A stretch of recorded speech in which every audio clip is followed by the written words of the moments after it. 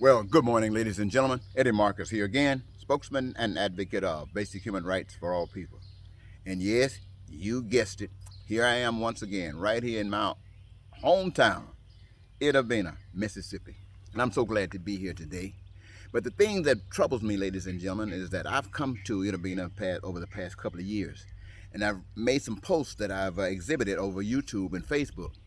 And the response to them have been so significant in relationship to people checking it out, clicking on it, what it's about. And as I've watched the numbers grow, it has kind of encouraged me to believe that people in Itta Bena hope is really alive and they're waiting for something to happen. And just maybe that since I'm native of Itta Bena and can be aware of these things that's going on and been outside of Itta Bena in Mississippi, maybe I know something that maybe I can be an inspiration to that wonderful talent that is already in Itta Bena, and we can start the causing of something to happen that makes it obvious that Itta Bena is on the stepping up. Well, since the last time I was here, I noticed that they've done some pavement on the streets, and that's a good thing. Many streets are still waiting to have it done, but I'm sure without doubt that it will be done. But what I basically want to say, ladies and gentlemen, it is unique to be here, back in my homegrown state, right in the beginning. Because the truth of the matter is that I must articulate to anybody that will listen, is that human beings are really messed up. And the truth of the matter of it is that different degrees we are messed up.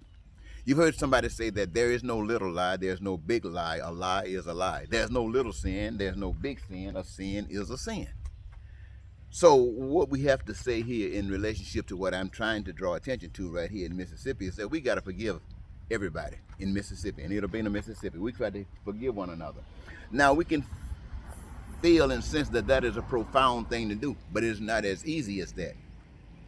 We think about the first violation that has been given us to have some solid foundation has to do with the Bible.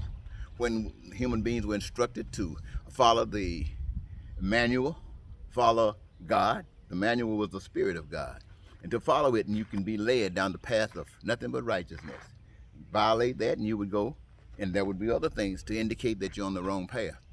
Well, we also got a relationship with some of the first other people that violated that sin, who had an expression of that sin growing. And that was between that boy and his brother when they killed, one of them killed the other one. Now, what was that all about? It was the same violation. It was the same violation that allowed Adam and Eve to listen to another voice. It was the same violation when Adam and Eve came together and thought that the result of them listening to another now had confusion in their family and with their kids that it grew with them, and they saw what was going on and ended up killing one another. That's the same thing that's happening all over the world today. We are on our own way. And in our own way, we got all kinds of things going. I got my way, you got your way, you got your way. We're trying to take those things that we don't have no way to control except, those things that God has given, and try to take advantage of them and use them for our benefit. Well, there's another thing that happened in the scriptures, and I'm not going to spend too much time on this because I know 5 minutes is the limit, is that Jesus, many of you believe that Jesus was the Son of God, that he came on the earth and he lived for a particular reason. And one of those reasons was to give us an indication of why God had put us on this earth and what would please God. And one of the things that Jesus said is that thy will be done on earth as it is in heaven. That would take us back to the first man or human being that was put on earth, to do the will of God. As it started growing, to do the will of God. As it is today, to do the will of God. And right now, we're not doing the will of God, we're doing our own thing. Now, we cannot punish ourselves into righteousness. You cannot punish yourself into righteousness. Stealing, if it's wrong, you cannot put people in jail. The jail will never be able to contain all human beings on the face of the earth that's going to steal because of that flame that's burning that causes people to steal. You got to find out what's behind that flame, eradicate that what's causing that flame, and then you don't have to worry about stealing. Jail is nothing but an indication that you playing games and that you have no intention whatsoever to do the will of God. You're doing your own thing. So what I'm saying here that we got to understand, ladies and gentlemen, when that first one came here, it was to do the will of God. Everybody since then is to do the will of God. And we're not doing the will of God. We're doing our own thing. Now, what would the will of God entail? It would basically mean the gift that God has given us. We bring those gifts to the earth, and we utilize those gifts on this earth doing the will of God. For instance, when God sent, let me just skip ahead of Adam and those guys. Let's come to more current times. When God sent, through a gentleman, the information about lighting the world in the night, that wasn't to make money. That wasn't to make this person any more famous than the fact that God sent this instrument to bring light in the dark. For who?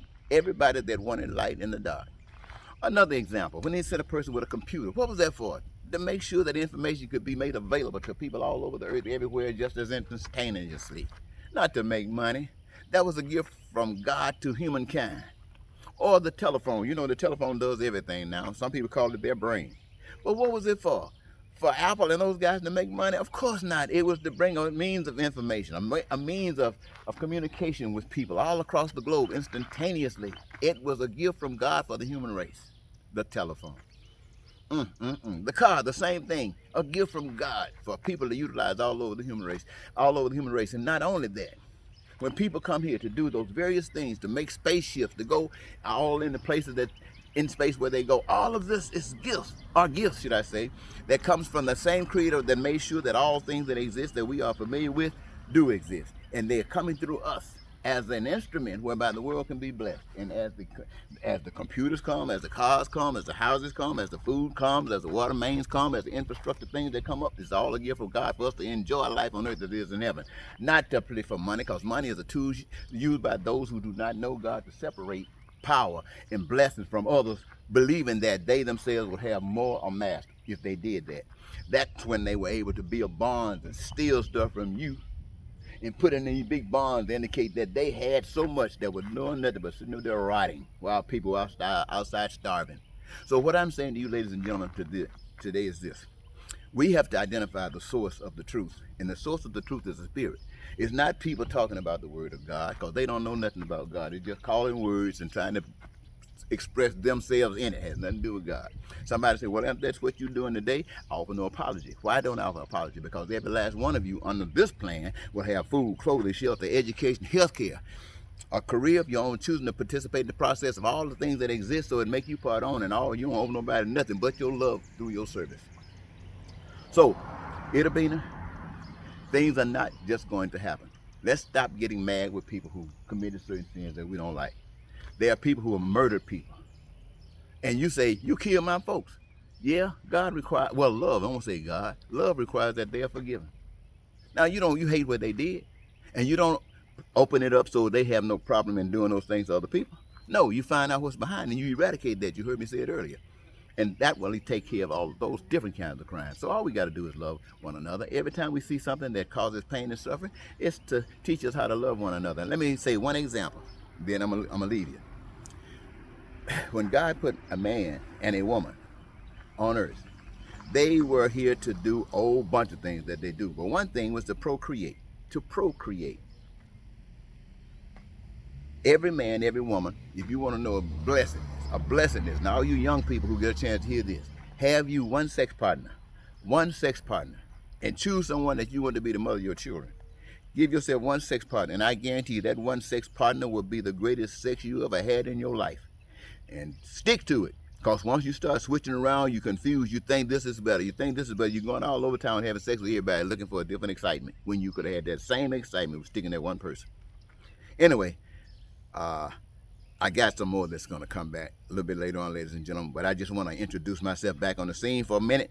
And as the day passes, and maybe a couple more days, I'll be able to come back with more information, additional information that will explain what I've said to this point and maybe make some other things clear. However, at this time, I want to thank you so very much for giving it and sharing it with me.